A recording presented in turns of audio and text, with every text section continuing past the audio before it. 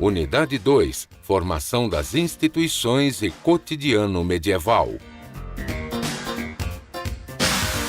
Aula 8.1. Conteúdo: Europa pós-romana. A sociedade do feudalismo.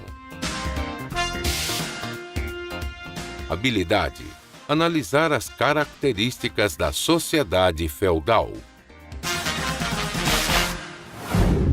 Muito boa tarde, pessoal. Boa tarde a todos vocês que estão nos assistindo nesse momento, a todos os comunitários, professores presenciais, nossos queridos alunos que nos acompanham diariamente através do Centro de Mídias aqui do Amazonas. Aqui, tanto eu, professor Eduardo Gomes, quanto o professor Mauri, desejamos a vocês uma ótima tarde, uma excelente aula, nossa equipe também aqui de estúdio, nossa equipe pedagógica. Mas antes disso, vamos para o nosso momento de revisão.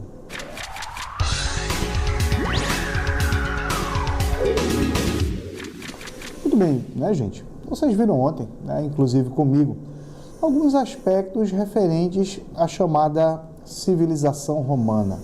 Nós tratamos aqui de Roma enquanto uma grande civilização da antiguidade, e alguns detalhes específicos nos chamam a atenção. Por exemplo, a perspectiva da criação de Roma. Como foi que houve essa criação? Quais foram as primeiras etnias que se sedentarizaram no território onde hoje é a cidade de Roma? Enfim, e chegamos a um denominador comum a partir de duas hipóteses, uma hipótese histórica e outra hipótese mitológica. A que a gente deu ênfase logo no primeiro momento foi a hipótese mitológica de criação. A hipótese que Roma foi criada, foi fundada ali no antigo território de Alba Longa,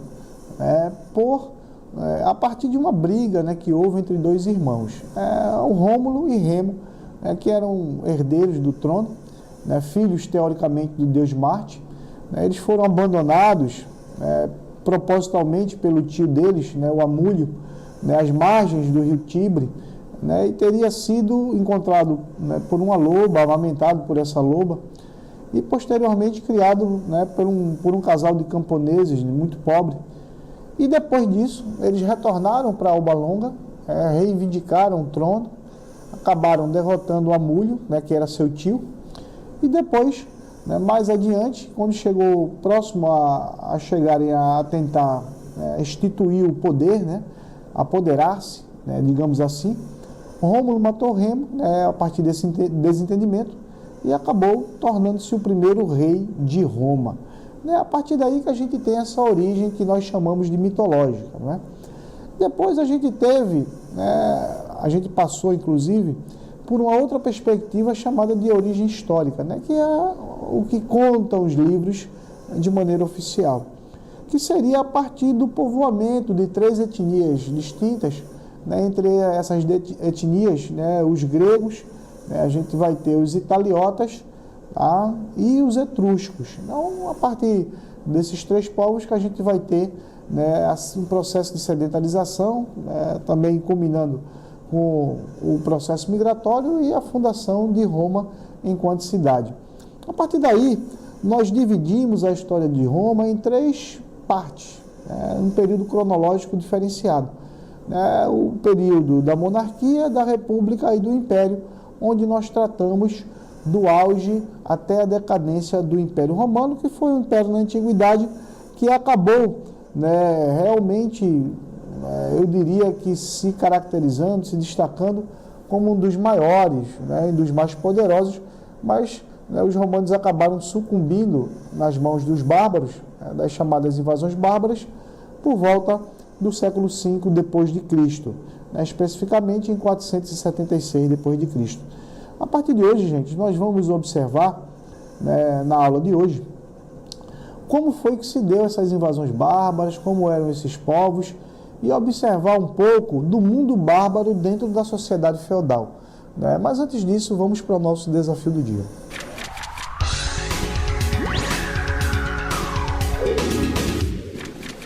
Vamos lá, gente, estamos de volta. No desafio do dia, eu trouxe para vocês uma tirinha, aí uma charge, que apresenta um diálogo. Eu vou ler o texto de apoio, na sequência ler o diálogo, e gostaria que vocês interpretassem essa tirinha durante os nossos momentos de interatividade. Analise o diálogo da charge e comente como os estrangeiros eram vistos em Roma. Aí no primeiro quadrante nós temos: filho, só existem apenas 2 tipos de pessoa no mundo.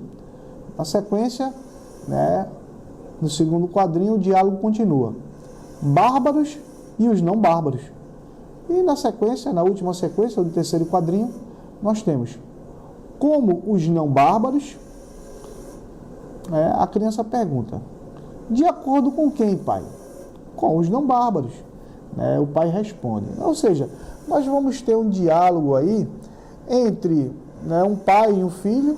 O pai é provavelmente proveniente dos povos bárbaros e ele tenta explicar ao filho como esse povo é visto pelos romanos. Tá? Então, vocês prestem atenção e na sequência, no momento de interação, nós retornaremos a esse desafio para que vocês possam comentá-lo. Tá? Vamos agora à nossa primeira aula dessa tarde.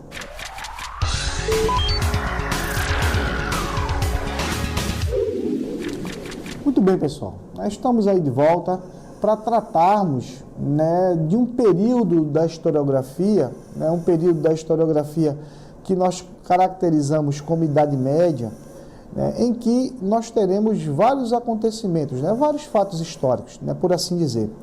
Entre eles, o principal, eu diria um dos principais que teve um grande destaque, foi um sistema de vida, um sistema econômico, chamado de feudalismo. O que foi o feudalismo, professor? Vamos tentar entender o que foi um feudo, qual a sua representatividade, quais as características dos feudos, quem moravam neles, e também conhecer um pouco mais a respeito dos povos bárbaros, aqueles povos que invadiram Roma no século V, que eu já comentei com vocês.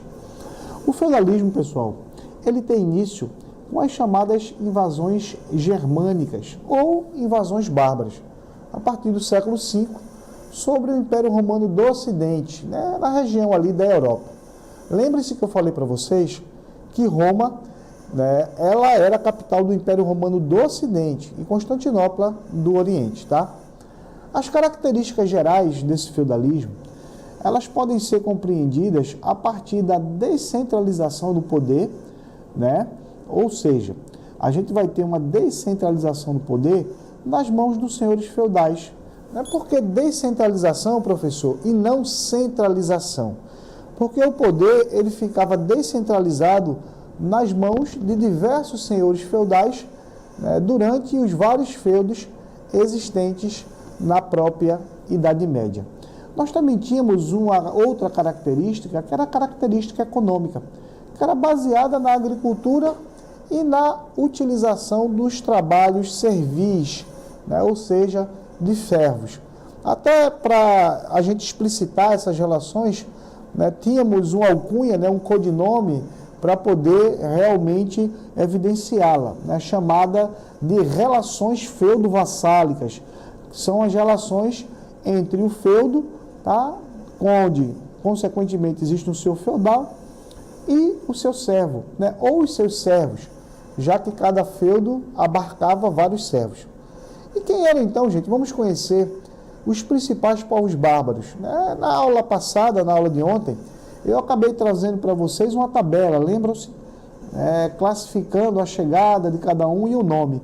Hoje nós iremos conhecê-los, tá? Na sequência aí na tela, eu coloco para vocês os alanos. Quem eram os povos alanos?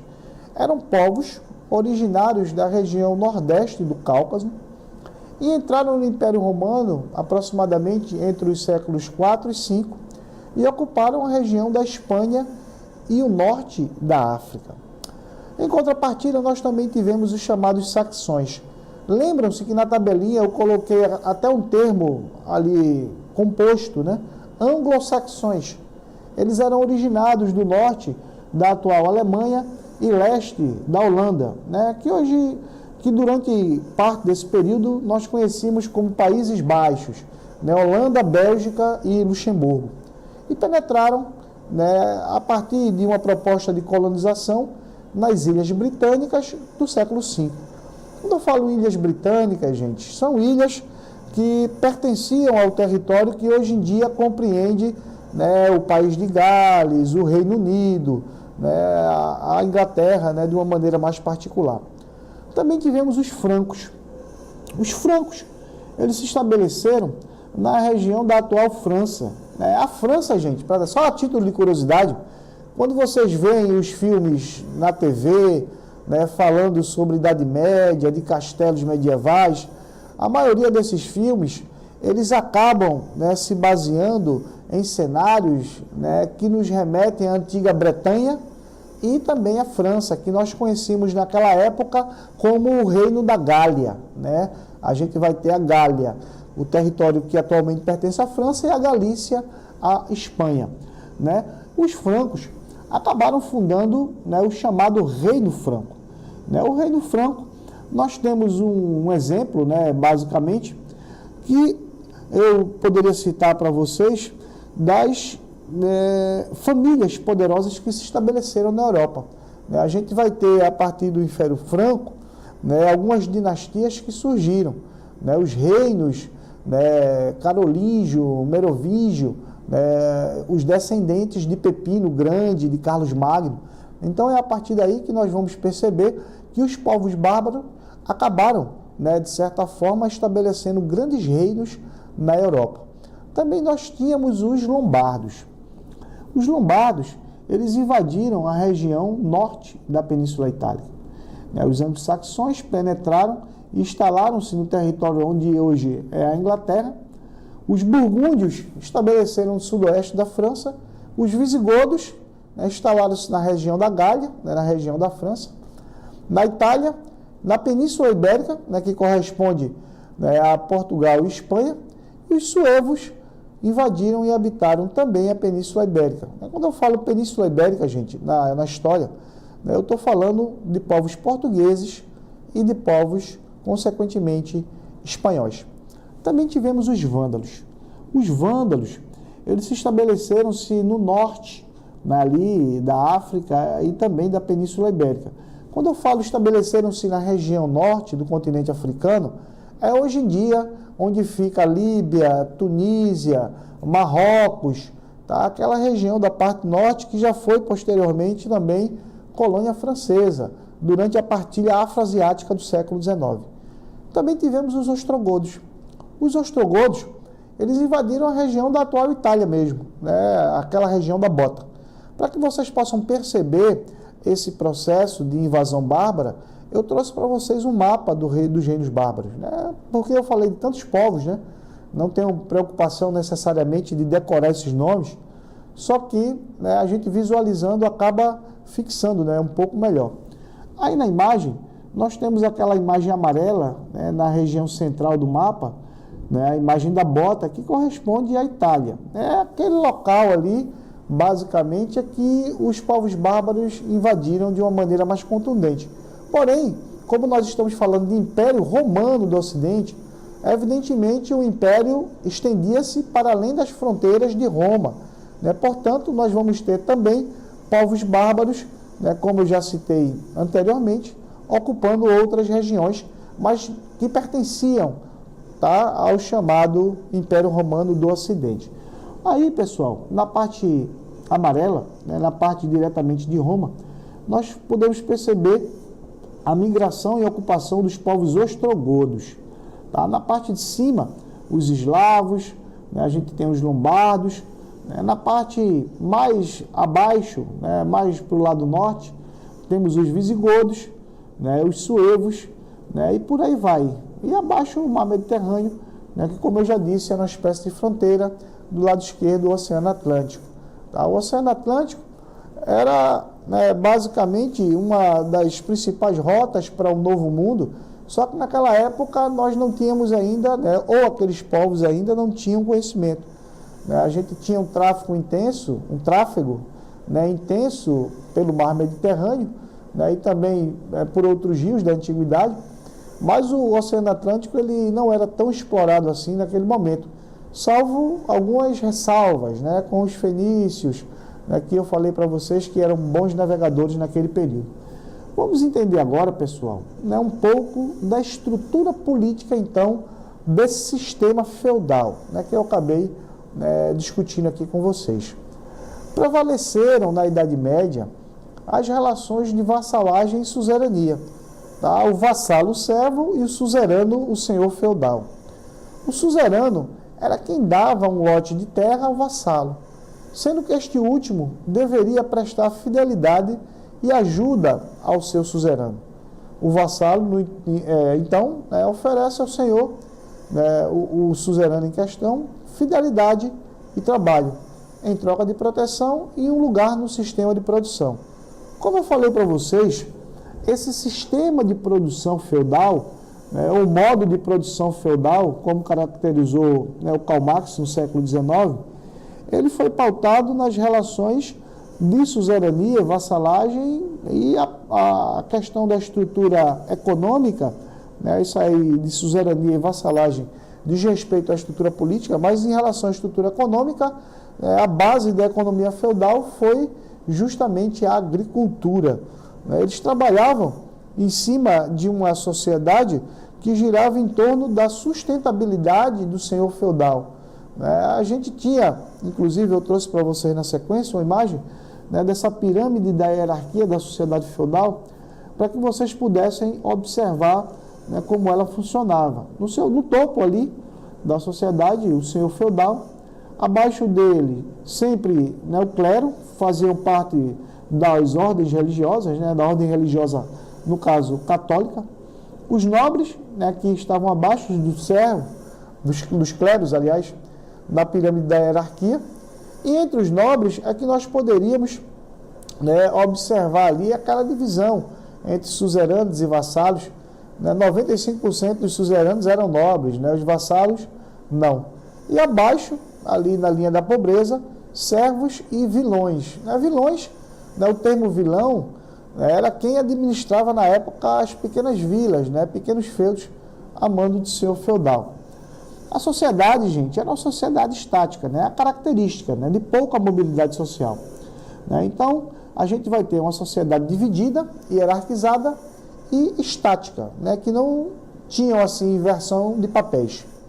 A nobreza feudal era composta basicamente por senhores feudais, cavaleiros, condes, duques e viscondes. Era detentora de terras e arrecadava impostos dos camponeses. O clero, como eu tinha falado aqui, os membros da Igreja Católica, tinham um grande poder, pois era responsável pela proteção espiritual da sociedade. No entanto, existia uma particularidade. Eles eram isentos de impostos e arrecadavam o dízimo.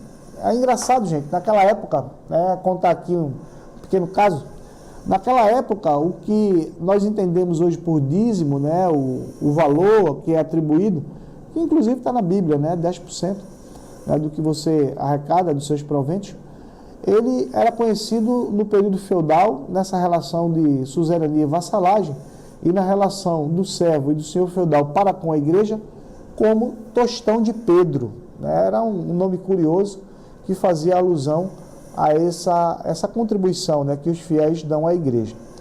Ainda sobre a organização social, nós vamos começar a observar aí uma imagem que foi ilustrada para que vocês tenham essa percepção. No topo ali nós temos o clero, juntamente, evidentemente, com os senhores feudais. A igreja tinha um papel muito grande na própria Idade Média, porque as relações praticamente giravam em torno do que nós compreendemos como teocentrismo, Deus no centro do universo. Por isso que nós tínhamos a igreja com um papel tão representativo. Na parte de baixo, a nobreza, onde a gente vai encontrar muitos senhores feudais, cavaleiros. Quando nós observamos nos filmes de Hollywood, falando dos cavaleiros da Tábua Redonda, o rei Arthur, os mosqueteiros, todos esses mitos da literatura universal, eles estão presentes durante esse período, tá? Eles vão acabar se consolidando durante esse período. E na base da ilustração, que seria uma pirâmide, os servos, que eram explorados como né, grande parte da população brasileira, inclusive, é explorada hoje, né, pelo alto custo de cobrança de impostos. Essa terceira camada social, né, ela era formada por servos, camponeses, pequenos artesãos. Os servos, eles deviam pagar várias taxas e tributos aos senhores feudais, né, e entre elas eu destaco a corvéia. A corvéia era um imposto cruel, gente. É quase praticamente o que a gente paga de imposto de renda hoje. O servo, ele tinha que trabalhar entre 3 e 4 dias nas terras do senhor feudal por semana. Não era por mês, tá? Para poder realmente, né, pagar as suas despesas que ele contraía junto ao senhor feudal. Sementes, tinha também ferramentas. A ferramenta tinha uma taxa específica, né, chamada de banalidades, que era a utilização dessas ferramentas, a pá, o forno, o moinho. E ainda além disso, existia uma cobrança extra chamada de talha, que a metade de tudo que ainda era produzido também ia para o senhor feudal. Portanto, vocês podem perceber que dentro dessa perspectiva econômica não era tão diferente de quando é hoje. A gente paga uma taxa tributária absurda em todos os níveis dos poderes, tanto o municipal, o estadual, também o federal. E desde o período feudal nós podemos observar que a cobrança de impostos era muito grande, fora do controle, desregrada, e essas relações muitas vezes eram conflituosas. Ainda dentro dessa perspectiva econômica, a economia feudal tinha como seu carro-chefe a agricultura.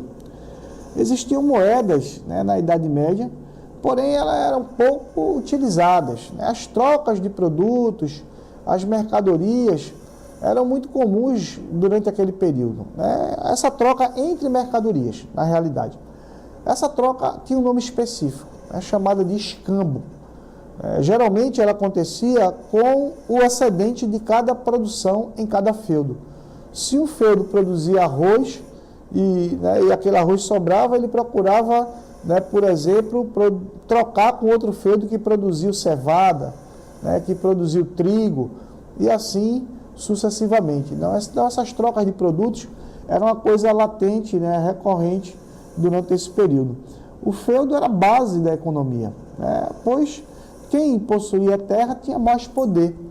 Também é curioso, pessoal, a gente observar, eu trouxe aí a imagem, é uma pequena representação de um feudo. Naquela época, a igreja tinha muito poder, porque também ela detinha muitas terras. Muitos fiéis acabaram deixando em seus testamentos terras, para que a igreja católica pudesse realmente aumentar de forma significativa o seu patrimônio. Então, com a promessa de que iria para o paraíso, muitos fiéis acabaram se submetendo às chamadas indulgências, que a gente vai ver mais adiante quando tratarmos, por exemplo, da reforma protestante. Ainda sobre economia, o artesanato também ele era praticado na Idade Média. A produção era baixa, pois as técnicas de trabalho agrícola eram extremamente rudimentares, ou seja, antigas, arcaicas. O arado era puxado por bois e era muito utilizado na agricultura. Inclusive, em algumas comunidades do interior do Brasil ainda usa-se, muito pouco, mas ainda usa-se. Já no sentido religioso, durante esse período que nós classificamos como Idade Média, a Igreja Católica dominava o cenário religioso. Era detentora do poder espiritual e influenciava o modo de pensar, a psicologia e as formas de comportamento de todo esse período que durou aproximadamente 10 séculos, quase 1000 anos. Para ser mais específico, 977 anos. Se você subtrair 1453, de 476 vai dar 977 exatamente. A igreja também tinha grande poder dentro do cenário econômico, pois possuía muitas terras, como eu acabei citando aqui para vocês, e essas terras acabavam passando de geração em geração dentro da própria igreja. A gente tinha, no caso, ocupando o interior dessas igrejas, vários monges que viviam nos mosteiros, eram responsáveis pela proteção espiritual da própria sociedade, e passavam grande parte do tempo rezando, copiando livros, a Bíblia. Na época, pessoal, não existia tradução da Bíblia, né? A Bíblia, pelo fato da hegemonia do Império Romano ser grande, né? Ainda mesmo assim com as invasões bárbaras, né? Estou falando dessa perspectiva cultural, a Bíblia era toda escrita em latim, né? Não tínhamos ainda uma tradução oficial da Bíblia para muitas línguas como nós temos hoje. Já no sentido de guerras, a guerra no tempo do feudalismo era uma das principais formas de se obter o poder. Os senhores feudais envolviam-se em guerras para aumentar, né, as suas terras, o seu poder, a sua hegemonia, e os cavaleiros formavam a base dos exércitos medievais. Eles eram corajosos e leais e muito bem equipados, com armaduras, escudos, elmas, espadas, e representavam o que havia de mais nobre no período medieval.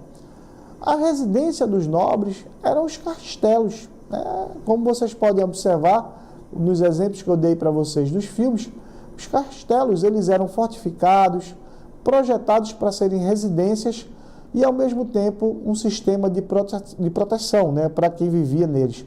Geralmente, né, a classe mais alta, né, dessa sociedade. No caso em questão, nós temos parte, inclusive, de representantes do clero, né, e de outros segmentos, entre eles os próprios senhores feudais.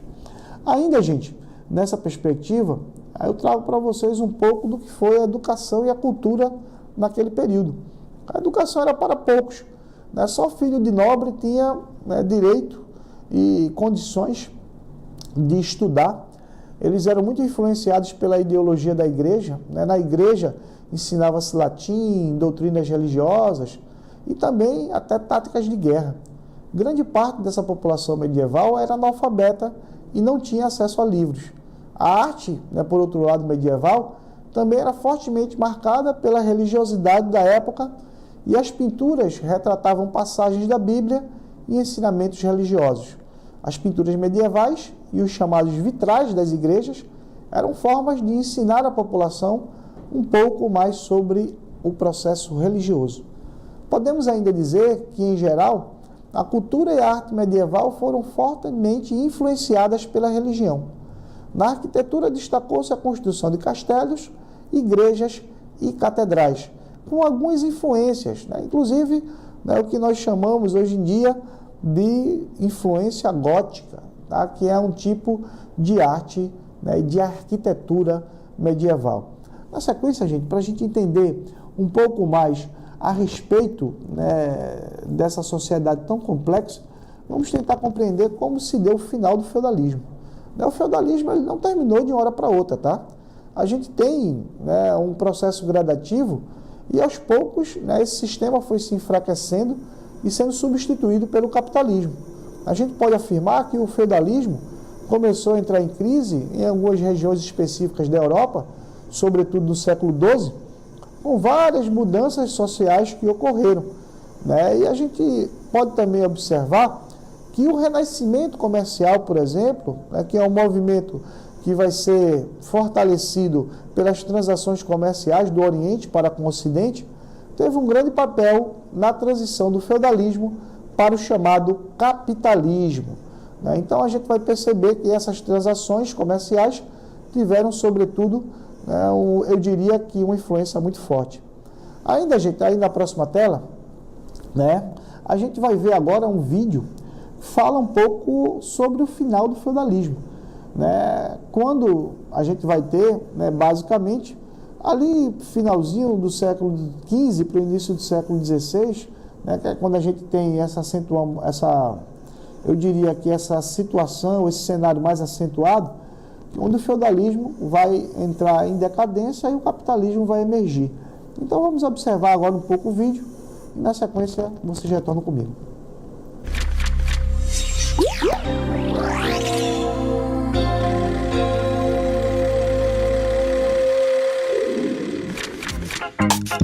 Fim do feudalismo. Observe o mapa. Nele estão as primeiras rotas comerciais mercantis. Ao norte, Rota do Mar do Norte e Mar Báltico, controladas pelas cidades alemãs. Ao sul, a Rota do Mar Mediterrâneo, controlada pelas cidades italianas. e uma rota terrestre fundamental que vai unir o sul da Europa, as cidades italianas, ao norte, as cidades alemãs. E nessas rotas terrestres, a principal será a Rota da Champagne, onde vai se desenvolver as famosas feiras.